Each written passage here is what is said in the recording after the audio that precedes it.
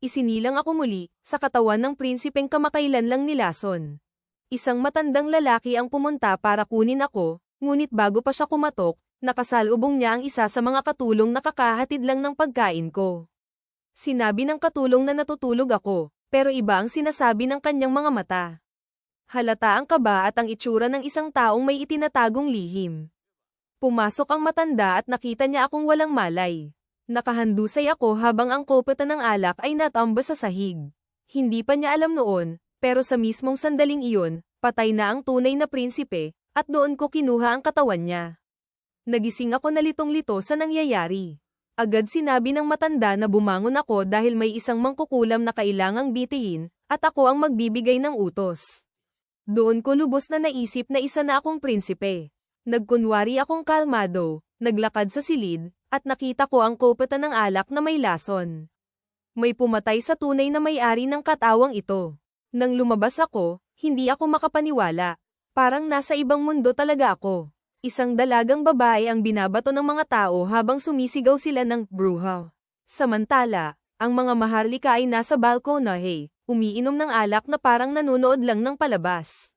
Sumisigaw ang lahat na aprobahan ko ang pagbitay sa mangkukulam. Sa gitna ng karamihan, nakita ko ang parehong katulong kanina na gulat dahil buhay pa ang prinsipe. Dahil buhay pa ako, tiningnan ko ang tinatawag nilang mangkukulam at napagtanto kong isa lang siyang batang babae.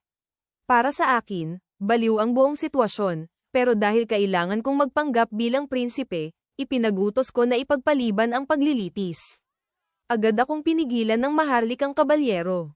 Hindi raw pwede iyon. Kapag nakilalang mangkukulam ang isang babae, dapat agad itong patayin o makahihikayat pa ito ng ibang mangkukulam. Kaya sinabi ko, hindi ba mas mabuti iyon? Kapag mas marami silang dumating, mahuhuli natin silang lahat ng sabay. Natigilan siya, at dahil doon, naipagpaliban ang paglilitis. Kalaunan, habang sakay ako ng karwaheng pabalik sa mansyon, hindi ko namalayang katabi ko pala ang mismong taong naglason sa akin, patuloy na nagpapanggap bilang inosenteng katulong. Pagdating namin, dumiretso ako sa silid ko at pinag-isipan ang lahat. Naipit ako sa katawan ng isang prinsipe na walang kwenta. Wala siyang respeto, wala ring tunay na teritoryo sa madilim at atrasadong mundong ito. Naisip ko, ano ang gagawin ko rito? Tumingin ako sa salamin at napagtanto ko na kahit papaano, gwapo naman ang lalaking ito. Kaya nagpa siya akong sulitin ang pagkakataong ito. Nang hapunan, dumating ang tagapayo ng hari at diretsong nagtanong kung bakit hindi ko ipinag-utos ang pagbitay sa mangkukulam. Hindi raw yun bagay na pwedeng balewalain. Casual kong tinanong kung bakit napakalaking bagay ang pagpatay sa mangkukulam. Ipinaliwanag niya na may nakita raw na mas maraming pinaghihinala ang mangkukulam sa kanlurang kagubatan, at may natagpuan silang simbolo, ang sagisag ng samahan ng mga mangkukulam. Wala akong ideya kung ano iyon, kaya nagtanong ako.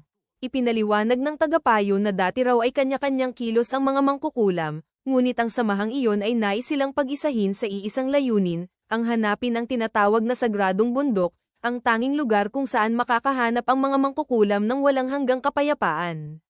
Dahil dito, patuloy raw na nagre-recruit ang samahan. Tinanong ko ang tagapayo kung natatakot ba sila na malaman ng samahan na buhay pa ang mangkukulam at subukang iligtas siya. Nagulat siya at agad na umamin. Iginiit niya na kailangan ng patayin ang mangkukulam dahil kapag nagising ang kapangyarihan ng isang mangkukulam, napakatakot daw ng kapangyarihang iyon. Nang marinig ko ang salitang kapangyarihan, naging interesado ako. Ipinaliwanag ng tagapayo na ilang araw na ang nakalipas nang gumuho ang minahan sa hilagang bahagi, at doon raw ipinakita ng mangkukulam ang kapangyarihan niya sa pamamagitan ng pagsunog sa isang lalaki hanggang matuno ito na parang kandila at kumalat sa sahig. Pagkarinig ko noon, nagpa siya akong makita mismo ang mangkukulam. Halos mabaliw ang matandang tagapayo sa sinabi ko. Tinanong ko rin kung bakit hindi siya sinusunog sa tulos tulad ng karaniwan. Seryoso niyang sinagot na hindi raw siya natatakot sa apoy. Dahil galing ako sa modernong mundo, inisip kong puro kathang-isip lang ang lahat ng ito. Bumaba ako sa piitan para makita mismo. Nakiusap ang kabalyero na huwag na akong tumuloy dahil hindi niya masisiguro ang kaligtasan ko roon. Tiningnan ko siya at sinabi, kung hindi mo haharapin ang kasamaan, paano mo ito matatalo? Sumang-ayon siya, Pero sinabi rin niyang may hangganan ng kakayahan ng tao at ang pagiging padalos-dalos ay hindi katapangan. Kumbinsido pa rin akong isa lang siyang babaeng hindi naiintindihan ng lahat, kaya sinabi ko, ibig mong sabihin, dapat nating parusahan ang mahihina at iwasan ang malalakas. Humingi siya ng paumanhin at sabay kaming nagpatuloy. Pagdating ko sa selda ng mangkukulam, natigilan ako. Napakaganda ng babae. May malalim na asol na mga mata na walang bakas ng masamang hangarin, kundi matibay na paninindigan lamang. Kahit nakagapos siya, agad naging alerto ang kabalyero. Nagpakilala ako at tinanong ang pangalan niya. Mahina niyang sagot, Ana. Hiniling kong ikwento niya ang lahat. Nag-atubili si Ana at halatang wasak na ang loob, pero nagsimula siyang magsalita. Nang gumuho ang minahan, naipit ang paa ng kanyang ama na isang manero. Dali-dali siyang tumulong, ngunit sinamantala ng isa pang manero ang kaguluhan para nakawin ang perang matagal na inipon ng kanyang ama. Pinaghirapan iyon ng kanyang ama sa loob ng maraming taon ng mabigat na trabaho, ngunit nawala lahat. Kahit sugatan at naipit, lumaban pa rin ang kanyang ama. Pagdating ni Ana, nakita niyang itinataas ng magnanakaw ang piko at malapit nang hampasin ang ulo ng kanyang ama. Kaya nang walang pag-aatubili, pinatay niya ito. Tinanong ko kung paano siya nahuli. Ang tagapayo ang sumagot para sa kanya, at parang sinuntok ang dibdib ko sa narinig ko. Ang mismong ama niya ang nagsumbong sa kanya kapalit ng gantimpalang 25 gintong barya, sapat para mabuhay ng komportable habang buhay. Tumingin ako kay Ana at tinanong, mas matanda at mas malakas sa iyo ang lalaking napatay mo. Paano mo nagawa iyon? Mahina niyang sagot, gamit daw ang tinatawag nilang kapangyarihan ng demonyo. Hindi pa rin ako kumbinsido kaya hiniling kong ipakita niya sa akin. Nagpanik ang lahat sa silid. Kayang patayin ng mangkukulam ang lahat ng tao roon anumang oras. Kahit si Ana mismo, nang mapagtantong ito ang unang beses na humarap ako sa isang mangkukulam, binalaan niya ako. Sinabi niyang ang sobrang pag-uusisa ko ay ikamamatay ko balang araw. Tiningnan ko siya at sinabi, kung demonyo talaga siya, hindi ako ang una niyang papatayin, kundi ang sarili niyang ama. Parang tinamaan siya ng matinding dagok sa sinabi ko. Nakita kong tumulo ang luha ni Ana. Ibang klaseng sakit ang pagtataksil ng sariling ama. Lumapit ako at tiningnan siya sa mata. Tinanong ko kung isa ba siyang taong dapat kawan o isang demonyong mahusay lang umarte. Kahit pinipigilan ako ng kabalyero, hinayla ko ang kwelyong pumipigil sa kapangyarihan ni Ana. Nagkagulo ang lahat at sinubukan nila akong pigilan habang ang iba ay tumakbo palabas sa takot. Doon ko nakita mismo ang tunay na kapangyarihan ng babae. Sumabog ang apoy sa loob ng selda. Sinigawan ako ng kabalyero na tumakbo, pero sinabi kong sandali. Napansin ko na kontrolado ni Ana ang apoy at hindi ito lumalampas sa selda. Nakita ko siyang lumapit sa akin habang nasusunog ang damit niya, hanggang patayin niya ang apoy. Pagkatapos ay mahinahon niyang sinabi, Aking Panginoon, nasiyahan ba ang inyong pag-uusisa? Sinabi ni Ana na ngayong nakita ko na ang lahat, maaari ko na siyang ipabitay. Ngunit hinubad ko ang aking balabal at ibinalot sa kanya, at sinabi kong hindi ko siya papatayin. Sa kabaligtaran, gusto ko siyang kunin upang magtrabaho para sa akin. Kinabukasan, mag-isa ako sa silid at iniisip ang kapangyarihan ni Ana. Sa dati kong buhay, isa akong inhinyero at kabisado ko ang thermodynamics. Alam kong ang init ay hindi lilipat mula malamig papuntang mainit ng walang kapalit, at ang entropy ay laging tumataas sa hindi na mababalik na reaksyon. Ngunit si Ana ay parang binabalewala ang lahat ng iyon. Lumilikha siya ng init mula sa wala at nilalampasan ng batas ng entropy na parang walang halaga. Napanganga ako. Ang kapangyarihan ng mga mangkukulam ay napakalakas at napakakapaki-pakinabang. Pagkatapos ay narinig kong pumasok si Barev sa silid. Agad kong tinanong kung natapos na ba niya ang ipinapagawa ko. Walang pag-aatubili niyang kinumpirma na ang mangkukulam ay nabitay na tanghali at may takip ang ulo ng bilanggo para walang makakilala kung sino talaga iyon. Natuwa ako sa balitang iyon. Pagkatapos, humingi ako kay Barev ng kumpletong ulat tungkol sa kalakalan ng lungsod sa hangganan, mga buwis, mga gastusin, at lahat ng record mula sa nakaraang 10 taon. Humingi rin ako ng detalyadong ulat tungkol sa mga sektor ng produksyon ng lungsod tulad ng tela, bakal, care amica, at iba pa. Si Barev, na sanay sa dating prinsipe na tamad at walang silbi, ay tumingin sa akin na parang pinapagawa ko sa kanya ang isang imposibleng problema. Tinanong niya kung bakit ko kailangan ang lahat ng iyon. Tiningnan ko siya at simpleng sinabi, huwag na siyang mag-alala at dalhin na lang niya sa akin ang mga hinihingi ko. Pumayag si Barev at halatang gaman ang loob, sinabi niyang sa wakas ay seryoso ko nang tinatanggap ang utos ng hari. Pagkatapos, lumapit ako sa mapa ng kaharian at sinimulang ipaliwanag ang buong sitwasyong geopolitikal. Si Timothy ang namamahala sa sentrong pang-ekonomiya ng Valencia. Si Gerald ang kumokontrol sa kuta militar sa Coldwind Crest. Si Gracia ang may hawak ng daungan ng Clearwater. Si Tilly naman ang namamahala sa sentrong pangkultura ng Silver City. At ako, ipinadala sa pinakaliblib at wasak na hanggahang lungsod sa buong kaharian. Nang makita ko ang kabuuang sitwasyon, malamig kong tinanong si Barev, ano ba talaga ang tsansa ko rito? Naging prangka si Barev. Dahil sa malaking kaguluhang ginawa ko noong nakaraang taon at halos ibinagsak ang lungsod, hindi magiging madali ang lahat. Ginagawa ng mga lokal na maharlika ang kahit anong gusto nila nang walang kaparusahan. Kaya tinanong ko kung sino ba talaga ang may tunay na kapangyarihan sa rehiyon. Walang pag-aatubiling sumagot si Barev. Ang maharlikang angkan ng Forza, ang pamilya Wimbledon. Ngumiti ako ng bahagya at sinabi, harapan lang iyon. Ipinaliwanag ko na ang tunay na namumuno sa kaharian ay ang banal na lungsod, ang Hermes. Tanging ang kinoronahan ng Papa ang kinikilalang lehitimong hari, ibig sabihin ang kasalukuyang pamahalaan ay isa lamang papel ng simbahan. Kahit gaano papalakasin ng mga kapatid ko ang kanilang mga teritoryo, sa huli, mapupunta rin ang lahat sa simbahan. Matibay kong sinabi na kung makapagtatayo ako ng kahariang ganap na hiwalay sa sistemang iyon, ang trono ay mapupunta sa akin. Pagkatapos ay tumingin ako ng diretso kay Barev at diretsahang tinanong, bilang tapat na tagapagtanggol ng maharlikang angkan, hindi ka ba nagsasawang makialam ang simbahan sa pamamahala? Sumang-ayon si Barev, pero nagtanong din siya. Malalim na nakaugat ang kapangyarihan ng simbahan sa mga tao. Ano raw ba ang magagawa namin laban doon? Kalmado akong sumagot. Ang suporta ng mga tao sa simbahan ay galing sa mga kasinungalingan nito. Kapag napatunayan naming nagsisinungaling ang simbahan, tatalikuran ito ng mga tao. At ang pinakamabisang paraan ay patunayang ang mga mangkukulam ay hindi mga anak ng demonyo. Nakita kong unti-unting naunawaan ni Barev ang lahat. Iyon ang tunay na dahilan kung bakit ko iniligtas si Anna. Tinitigan ko siya at sinabi, kapag nanalo ako sa utos ng hari, maaaring mawala sa iyo ang posisyon mong assistant. Pero maaari ring mas tumaas ka at maging kamay ng hari ko. Mula noon, hindi na muling kinwestiyon ni Barev ang mga desisyon ko. Umalis siya sa silid na halatang nabigla. Ang kabalyero, na mukhang nag-aalala, nagsabing baka malaman ng ibang maharlika na pinapatira ko ang isang mangkukulam, pero mas malaki ang iniisip ni Barev kaya hindi niya iyon pinansin. Samantala, nalaman kong si Anna ay nasa hardin, nag-iisa at malalim ang iniisip. Kapipirma pa lang niya ng kontrata sa trabaho na may pantay na kasunduan sa akin. Sinabi ni Barev kay Anna na makakatanggap siya ng 1 gintong barya bawat buwan. Halos malaglag ang panga ni Anna. Mas malaki pa iyon kaysa kinikita ng kanyang ama sa 1 buong taon ng mabigat na trabaho. Hindi niya maintindihan kung ano talaga ang gusto ko kapalit.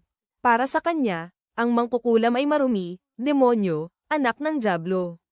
Dumating ako at inalis siya sa magulong pag-iisip. Humingi ako ng paumanhin at sinabing matapos ang lahat ng pinagdaanan niya, mas nararapat pa siyang magpahinga.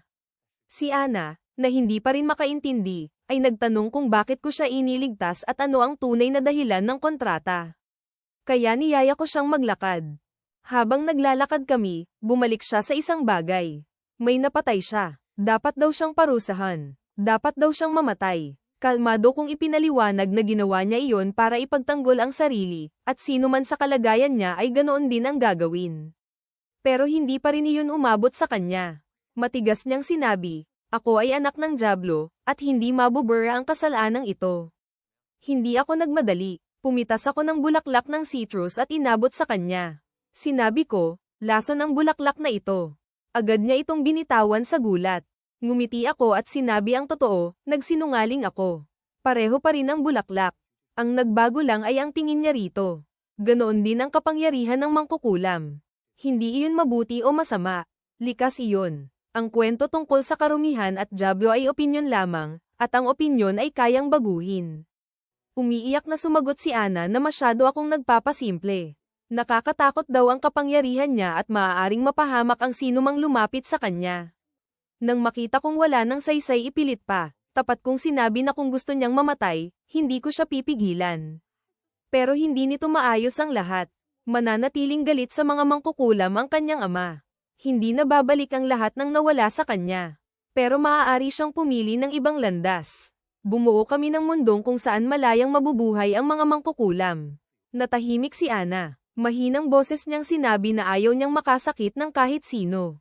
Gusto lang niyang maging malaya, makapag-aral, makapagbasa, makakanta ng malakas. Gusto lang niyang mabuhay. Tinanong niya ako, may pag-asa ba talagang dumating ang araw na iyon? Iniabot ko ang kamay ko at sinabing, oo, pero mangyayari lang iyon kung magtutulungan tayo. Tumingin si Ana sa kamay ko at nagpa siya. Tutulungan niya ako. Pagkatapos, inutusan ko si Ana na sanayin ang kapangyarihan niya hanggang makontrol niya ito ng lubos. Kinagabihan, nalaman ko na may isang misteryosong babaeng mamamatay tao na nagpadala ng mensahe sa ibang mangkukulam tungkol sa mga ginagawa ko. Kinabukasan, matapos kong magdamag na suriin ang mga dokumento, nalaman ko na ang lungsod sa hangganan ay isang bayang minahan na halos sinakal ng korupsyon ng mga maharlika. At mas masama pa, wala itong produksyon ng agrikultura. Kaya tinanong ko si Barev kung paano nila inaayos ang supply ng pagkain. Ipinaliwanag ni Barev na ang lahat ng mineral na kanilang nakukuha ay ipinagpapalit ng pagkain sa Longsong Fortress. Parang pag-aari ng Longsong ang lungsod sa hangganan, at kaunting rasyon lang ang ibinibigay, sapat lang para manatiling nakatayo ang mga manggagawa. Bago ako namuno, sunod sa Nyeren si Baron Boris sa Longsong, ibinibigay ang lahat ng mineral kapalit ng mumunting pagkain. Nabanggit ko si Boris at sinabing hindi ko kailanman pinagkatiwalaan ang taong iyon. Alam kong nang kunin ko ang kanyang teritoryo, ginawa ko ang sarili kong kaaway niya. Kinumpirma ni Barev na si Boris at ang ibang maharlika ay may pansariling interes na konektado sa Longsong Fortress. Wala silang pakialam kung gaano karaming mineral ang nalilikha. Ang pagkain na ipinapadala sa lungsod ay halos sapat lang para hindi mamatay ang mga tao. Kaya nagpa siya ako agad, titigil na iyon. Ipinahinto ko ang lahat ng kalakalan sa kuta. Ipinaliwanag ko ang plano, ibebenta namin ang mineral sa Willow City at direkta roon bibili ng pagkain. Nag-alala si Barev na baka hindi kayang tanggapin ng Willow City ang ganoon kalaking dami ng mineral dahil hindi pa sila nakipagkalakalan sa ganoong sukat. Pero kalmado akong sumagot, ibebenta namin iyon sa kalahati ng presyo sa merkado. Sa ganoong tubo, hindi sila tatanggi. Nag-alala pa rin si Barev sa hinaharap dahil mauubos ang aming imbakan. Ipinaliwanag ko ang pangmatagalang plano. Kapag nakapag-ipon kami ng sapat na yaman, magpapalawak kami. Ang lungsod sa hangganan ay nasa pinagmumulan ng ilog na dumadaloy sa buong kaharian. Kapag nagkaroon kami ng sapat na barko, makakapaglayag kami sa buong kaharian at makipagkalakalan sa lahat. Ang Rubywood River ang magiging Silk Road ng lungsod sa hangganan. Nalito si Barev at sinabing hindi naman gumagawa ng seda ang lungsod. Tumawa ako at sinabing metapora lang iyon. Pagkatapos, may ibinunyag si Barev. Kapag itinuloy namin ang planong ito, hindi natatanggapin ng kuta ang mga mamamayan ng lungsod tuwing taglamig. Hindi ko maintindihan kung bakit kailangan pa namin ng kuta kapag taglamig. Ipinaliwanag ni Barev na tuwing taglamig, lumalabas ang mga halimaw. Sa Dragon's Spine Mountain, parang bumubukas ang pintuan ng impyerno at kinukurap ang mga hayop, na nagiging mababangis na demonyong nilalang. Umaatake sila ng maramihan at sinisira ang lahat ng madaanan. Dahil walang pader ang lungsod, taon-taon ay sumisilong ang mga tao sa loob ng Longsong Fortress sa loob ng ilang buwan. Napaisip ako, kung hindi masosolusyonan ang problema sa mga halimaw, hindi ko maitatag ang pamumuno ko at ang kalakalan doon. Ipinatawag ko ang 2 kapitan ng patrol at isang lalaking nagsabing nakalaban na niya ang mga nilalang noon. Sinubukang magsalita ng isa sa mga kapitan, pero dahil nakatayo siya sa harap ko, isang prinsipe, sobrang kinabahan siya at wala siyang maayos na masabi. Kaya ang isa pang kapitan ang nagsalita at nagpaliwanag. Sa pagtatapos ng taglagas, binabantayan nila ang Misty Forest. Kapag may palatandaan ng mga halimaw, nagsisindi sila ng signal fire at agad na tumatakas sakay ng bangka pababa ng Rubywood River papunta sa kuta. Tinanong ko kung inaatake ba sila sa ilog. Ipinaliwanag ng kapitan na malakas ang agos at masyadong malalim ang ilog. Sa mga taon ng naitalang kasaysayan, ni isang demonyong halimaw ay hindi pa nakatawid sa ilog. Tinanong ko kung gaano katagal ang demonyong buwan. Sumagot ang kapitan, 2 hanggang 3 buwan, at nagtatapos kapag lumino ang langit at natunaw ang nyebe. Pero noong nakaraang taon, umabot ito ng 4 na buwan at maraming tao ang namatay. Hindi ko maintindihan. Kung nasa loob sila ng kuta, paano sila nagutom? Ipinaliwanag ng kapitan na nagbibigay ng pagkain ang kuta batay sa dami ng mineral na naibibigay. Sa maingat na pagtitipid, sapat iyon hanggang 3 buwan. Pero pagdating ng ika-4 na buwan, naubos ang mineral. Walang paraan para makabalik sa lungsod at magmina ulit, kaya namatay sa gutom ang mga tao sa loob mismo ng kuta. Doon ko lubos na naunawaan na hindi solusyon ang sumilong sa Longsong Fortress. Lumapit ang mga ngaso at nagpakilala. Nakapatay na raw siya ng 2 halimaw, isang mutadong baboy ramo at isang mutadong lobo. Ipinaliwanag niya na ang mga halimaw ay mga ligaw na hayop na nak-orep. Kung mas malakas ang hayop bago mak-orep, mas mapanganib ang magiging halimaw. Ang lobo ay naging mas mabilis, at ang baboy ramo ay nagkaroon ng balat na hindi tinatablan ng pana. Napagpasyahan ko na kahit mas malakas at mas mabilis sila, mga hayop pa rin sila. Sumang-ayon ang mga ngaso, pero binalaan niya ako tungkol sa mga hybrid na halimaw. Sila ang tunay na bangungot. Nakakapagbagong anyo, nagkakapakpak, at dahil sa matalas nilang pang-amoy, kahit saan ka magtago ay mahahanap ka nila. Pinaglalaroan pa nila ang biktima bago kainin, parang nasisiyahan sa paghihirap. Tunay na mga demonyo. Tinanong ko ang pangalan ng mga ngaso at kung bakit nakayuko siya. Ipinaliwanag ni Carter na ang lalaki ay mula sa mga Sand People at ipinatapon mula sa angkan ng Mojen. Sinabi ko sa kanya na itaas ang ulo niya at matatag na sinabi, hindi mahalaga kung sino ka.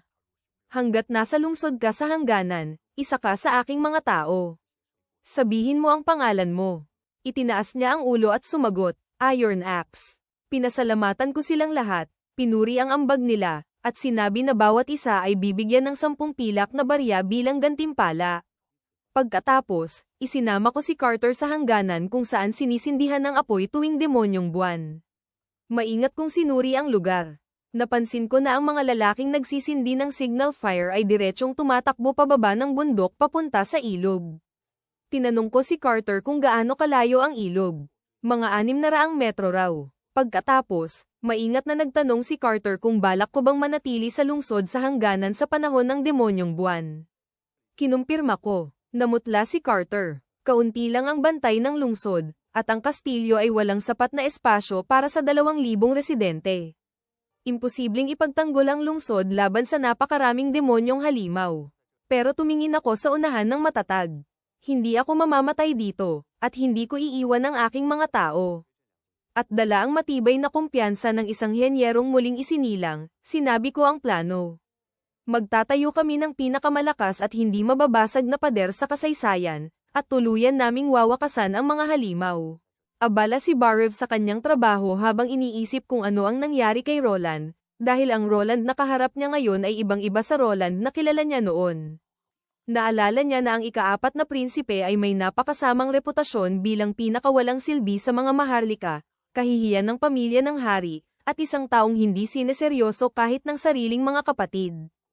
Tinanggap lamang ni Barev ang trabaho noon dahil ipinangako ng hari na gagawin siyang ministro ng pananalapi kapag natapos ang utos nito.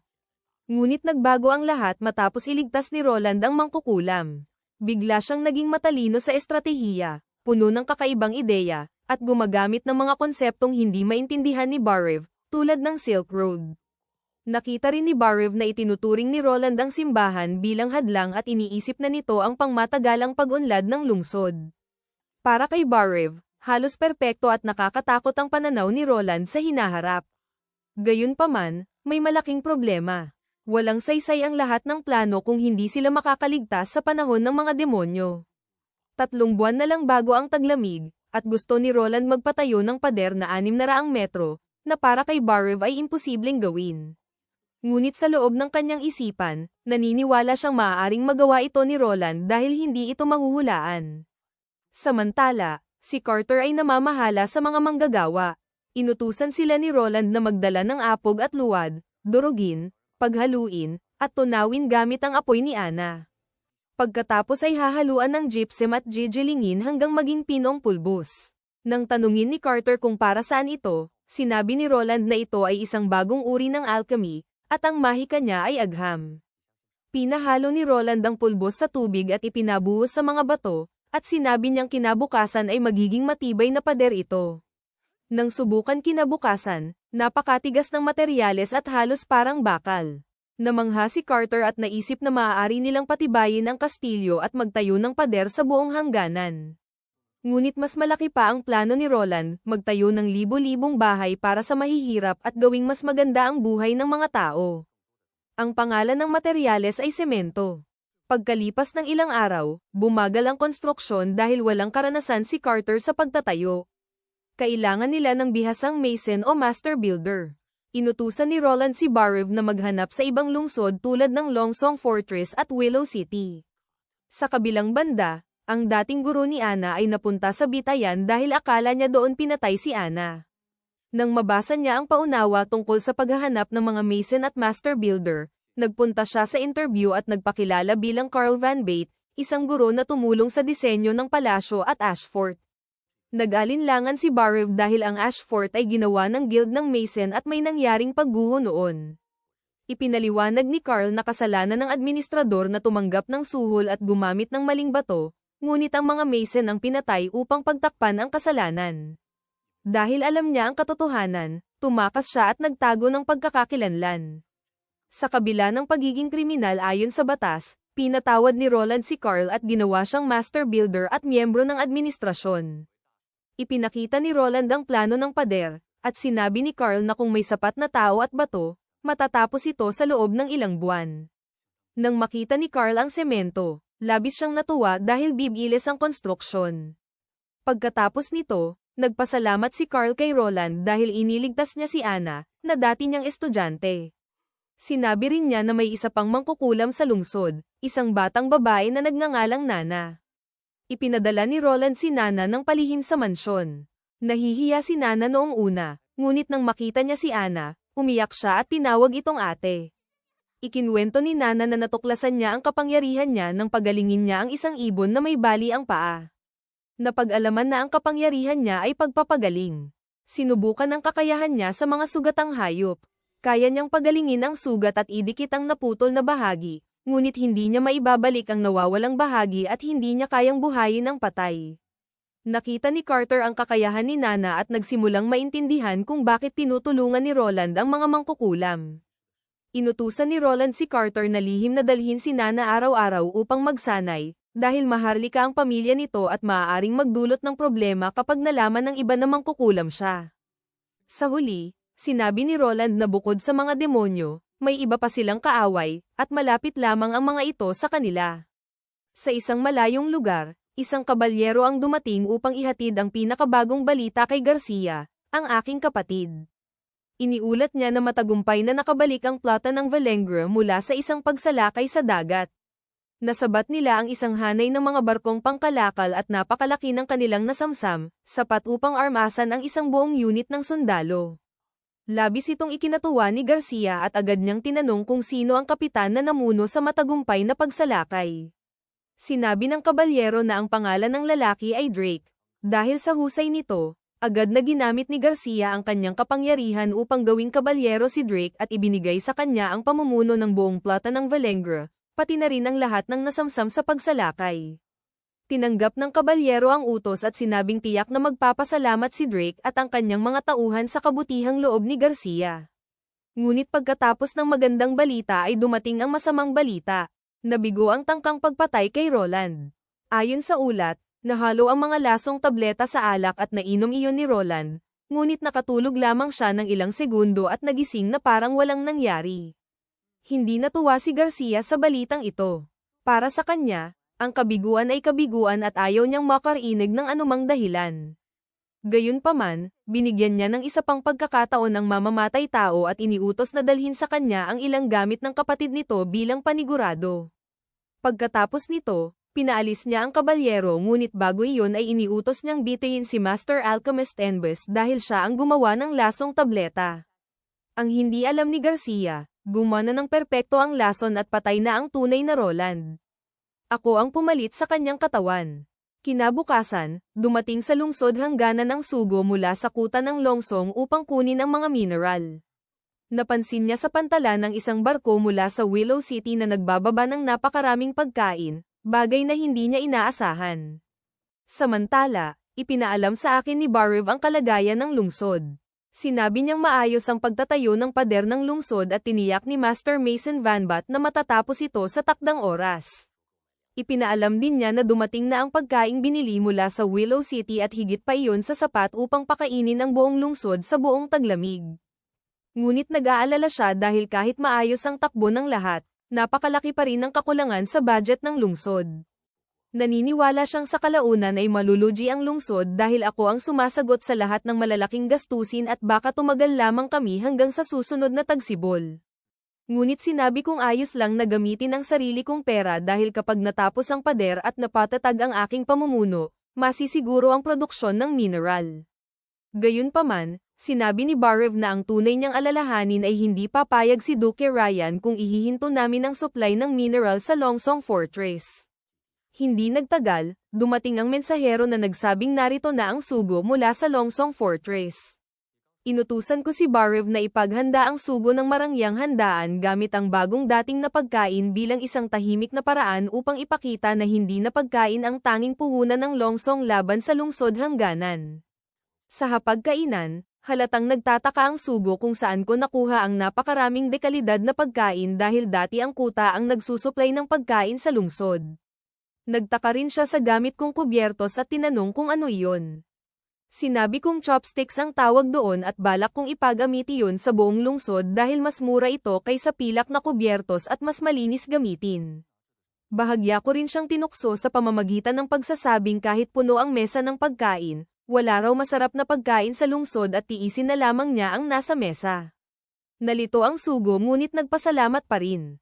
Pagkatapos ng hapunan, sinabi ko ang totoo, ang lahat ng pagkaing iyon ay dumating lamang noong araw na iyon mula sa Willow City. Nang mapagtanto niyang sa unang pagkakataon sa kasaysayan ay nakikipagkalakalan ang lungsod hangganan sa Willow City, natigilan siya.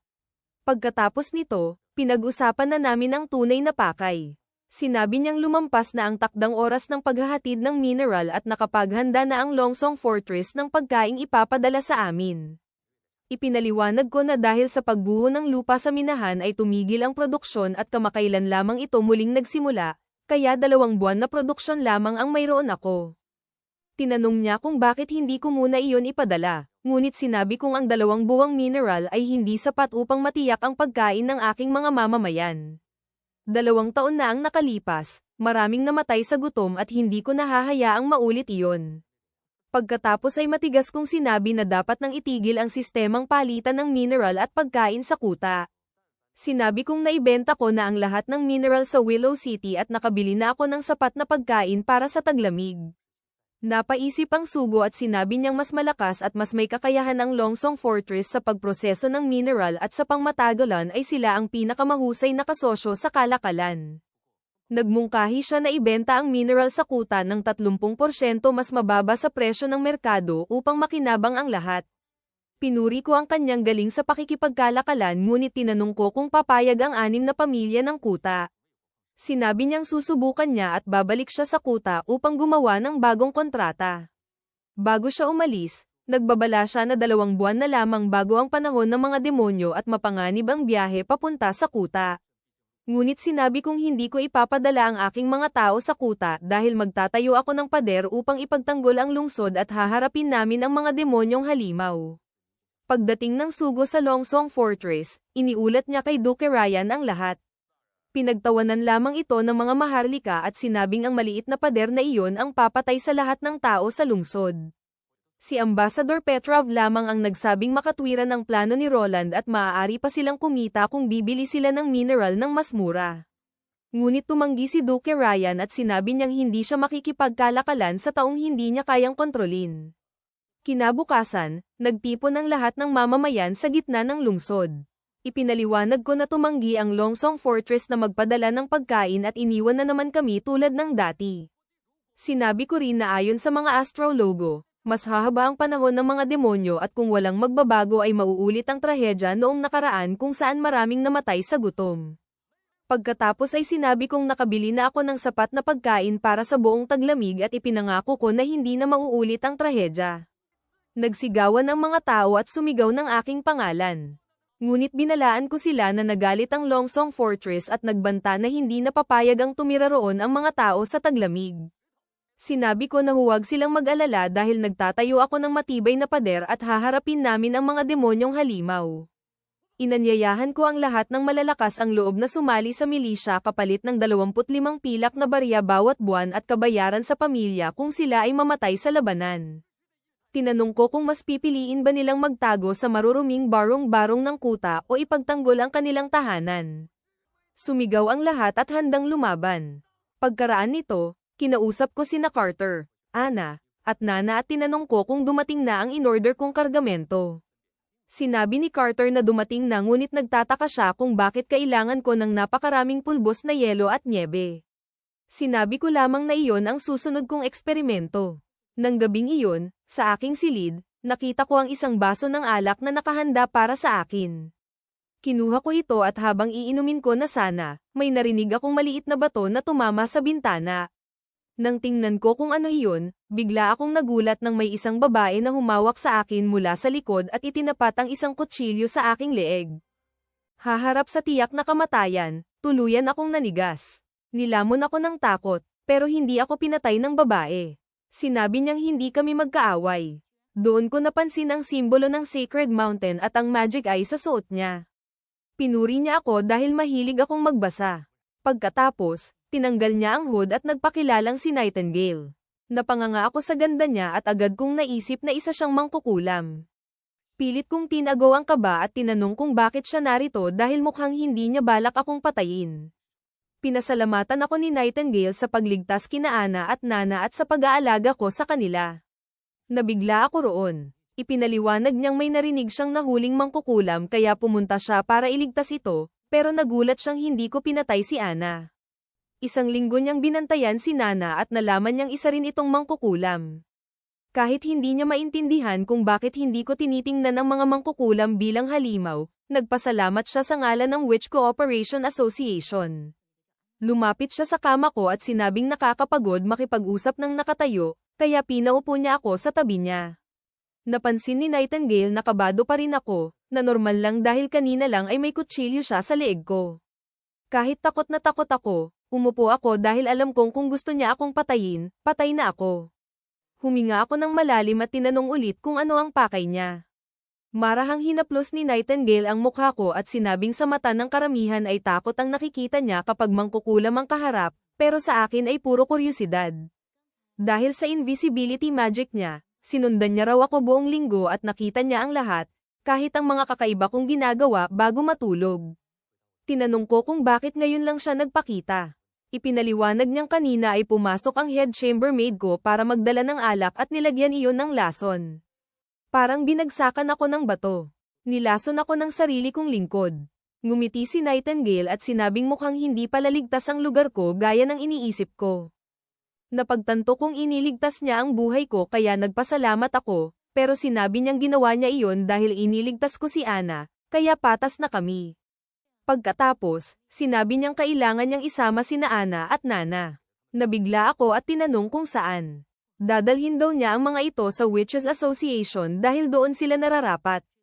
Ipinaliwanag niyang doon lang makakapamuhay ang mga mangkukulam ng payapa, walang pang-uusig o diskriminasyon. Sinabi ko na sa border town ay hindi rin sila uusigin at may maayos akong kontrata at sahod para sa kanila. Sumang-ayon si Nightingale pero may isang bagay daw na hindi ko kayang gawin, ang dalhin sila sa Sacred Mountain. Doon lang daw makakahanap ng tunay na kapayapaan ang mga mangkukulam. Nabanggit ko na may bakas ng mga mangkukulam sa hilagang bundok at tinanong kung papunta ba siya sa Sacred Mountain sa Impassable Mountain Range, pero tumanggi siyang sumagot.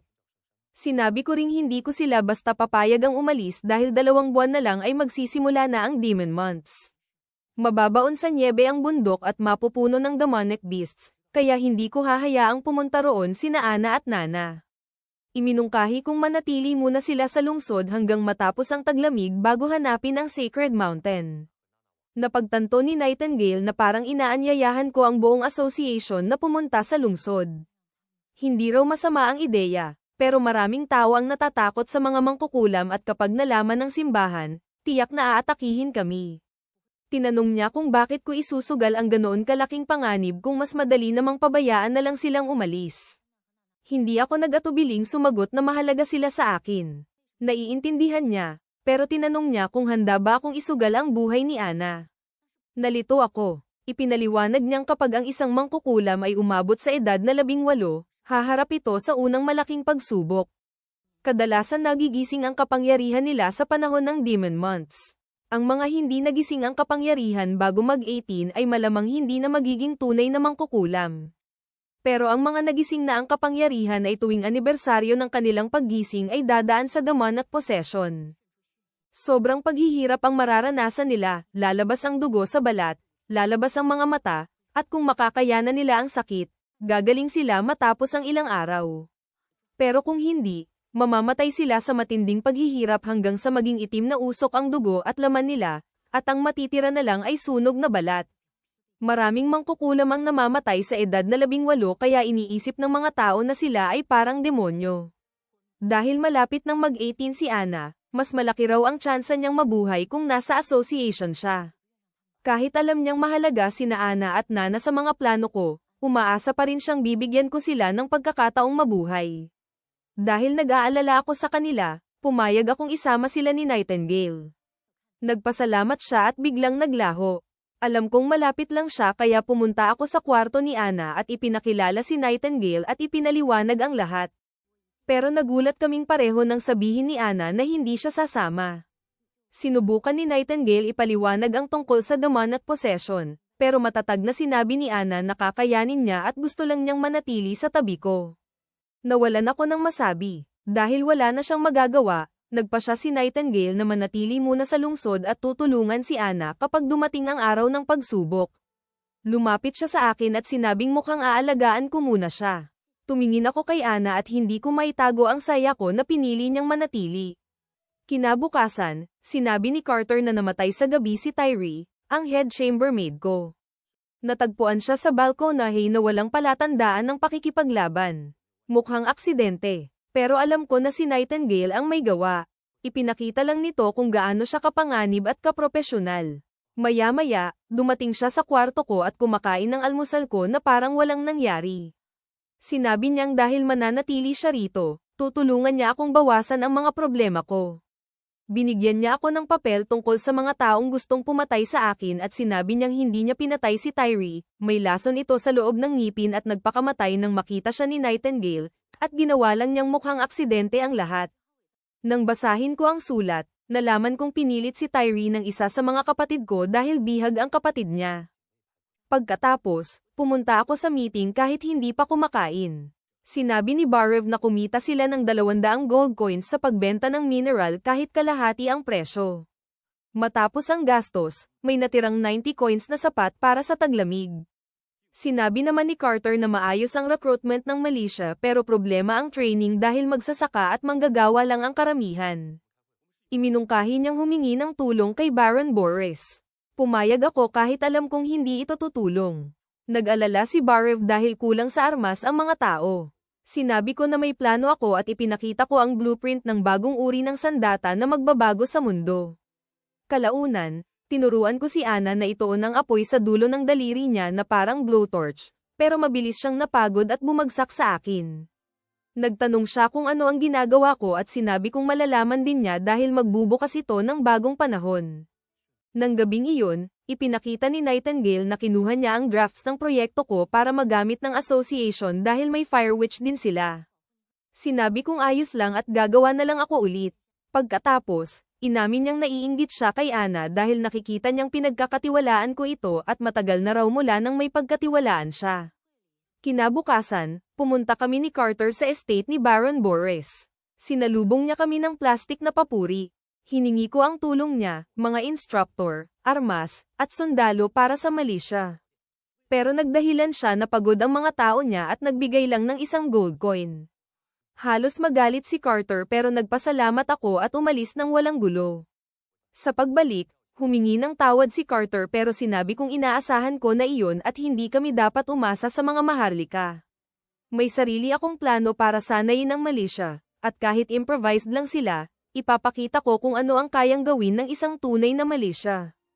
Maagang maaga, tinipon ko ang mga voluntaryong milisya sa harap ng pader, puno ng sigla dahil sa pangakong 10 pilak na barya kada buwan, may kasama pang pagkain. Alam kong sapat na iyon para sumipot sila. Si Vonner ay halos gutom na, kaya agad siyang inasar ng mga kasama, sinabing sa itsura niya, baka mamatay siya bago pa makakuha ng kahit isang barya. Tinukso pa nila kung ano mangyayari sa dalagang tagahanga niya kung siya'y pumanaw. Pero hindi pumayag si Vonner. Sagot niya, hindi siya mamamatay rito, at balak pa niyang mag-propose sa dalaga sa susunod na taon. Nilinaw niyang pera lang ang dahilan ng pagsali, dahil paano nga ba siya makakapagpakasal kung wala iyon? Dumating si Carter at inihayag ang pagdating ko, inutusan ang lahat na pumila at tumayo ng tuwid. Lumapit ako habang ramdam ang tingin nila. Para kay Vonner, iyon ang unang beses niyang makakita ng maharlika ng malapitan, lalo na sa liblib na bayang ito. Nagpasalamat ako sa kanilang pagdating at sa tapang na sumabak sa mapanganib na tungkulin para ipagtanggol ang kanilang lupain. Mula noon, opisyal na silang miyembro ng milisya. Binalaan ko silang sasailalim sila sa mabagsik na pagsasanay sa loob ng 1.5 buwan, ngunit sulit ito. Ang makakapasa ay bibigyan ng dagdag na itlog sa tanghalian, isang marangyang pagkain para sa kanila. Agad nagdiwang ang lahat. Pagkatapos, ipinakilala ko ang pinakamahusay na mangangaso ng bayan, si Iron Hatchet. Napansin kong hindi natuwa si Carter, pero hinayaan ko na.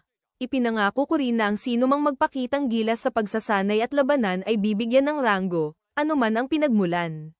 Sinimulan agad ni Iron Hatchet ang unang pagsasanay, tumayo nang hindi gumagalaw sa loob ng 30 minuto. Mukhang madali, pero hindi pala. Ang makakatagal ay may dagdag na itlog. Nagsimula ang lahat, at nakita kong pinilit ni Vonner ang sarili niya kahit siya ang pinakamahina. Pagkaraan ng 30 minuto, nagtagumpay siya. Halos bumagsak ang lahat sa pagod, pero puno ng sigla. Iniulat ni Iron Hatchet kay Carter ang resulta. Halata ang tensyon sa pagitan nila. Tinawag ko si Carter para sa hatol. Samantala, kabado si Vonner dahil walang kasiguruhan kung tutuparin ko ang pangako. Ngunit bumalik si Carter na may balita, pumasa ang lahat at makakakuha ng itlog. Nagsaya ang grupo, ang ilan ay 1 taon nang hindi nakakakain nito. Agad inihayag ang ikalawang yugto. Kung mananatiling hindi gagalaw ang lahat sa loob ng 30 minuto, 2 itlog ang gantimpala. Ngunit kung may kahit isang pam-alya, walang makakatanggap. Medyo nanghina ang grupo, pero si Vonner ay nagmatigas at nangakong kakayanin niya. Habang nagpapatuloy ang pagsasanay, napansin kong balisa si Carter. Sinabi niyang hindi niya kinukwestiyon ang utos ko, pero ang grupo raw ay magulo at malamang unang tatakas sa labanan. Hindi rin niya makita ang silbi ng pagtayo lang laban sa halimaw. Tinanong pa niya kung gagawin ko bang kapitan si Iron Hatchet, gayong wala itong kinabibilangang kaharian. Tinanong ko siya, sa paraan niya, kaya ba niyang gawing mandirigma ang mga ito laban sa halimaw sa loob ng 2 buwan? Agad siyang tumanggi, kailangan daw ng 5 taon. Nilinaw kong hindi ko sila ginagawang kabalyero. Sa lalong madaling panahon, mauunawaan niya ang layunin ko. Hindi niya alam, sinasanay ko silang maging makapangyarihang mga Mama Meryl sa mundong medieval. Idinagdag ko ring bahagi ng bayang ito sina Iron Hatchet at ang mga mangkukulam. Pagkatapos, iniabot ko kay Carter ang dokumentong naglalaman ng mga susunod na pagsasanay at iniutos na sundin iyon ng lahat. Napansin ni Carter na isa sa mga utos ay kailangang matutong magbasa at magsulat ang lahat. Nagtaka siya kung paano ito makakatulong sa labanan. Direkta kong sinabi, ang malakas na hukbo ay matalino at edukado. Ibinatay ko ito sa kasaysayan ng sangkatauhan, lalo na sa mga digmaan sa mundong pinagmulan ko. Kalaunan, pinanood ko silang kainin ng pinakahihintay na pagkain, may itlog pa. Punong-puno ng sigla, sinabing sulit mamatay para sa ganitong pagkain. Habang tahimik na kumakain si Iron Hatchet, dumating si Carter at inanunsyo ang susunod na pagsasanay, 3 ikot sa buong bayan. Kailangang matapos ng lahat, kahit buhatin ng hindi makaya. Kapalit nito, may dagdag na itlog sa hapunan. Bago umalis, binalaan ni Carter si Iron Hatchet na maging alerto. Pagsapit ng dapit hapon, nakita kong tumatakbo ang lahat. Si Vonner, bilang pinakamahina, ay bumagsak sa pagod. Halos may suka niya ang kinain, pero pinigilan niya at nagpatuloy. Natapos din ng lahat ang pagsasanay, ngunit may tatlong nawala. Maya-maya, dumating si Vonner, buhat ng kanyang mga kasama na tumangging iwan siya. Nagdiwang ang grupo.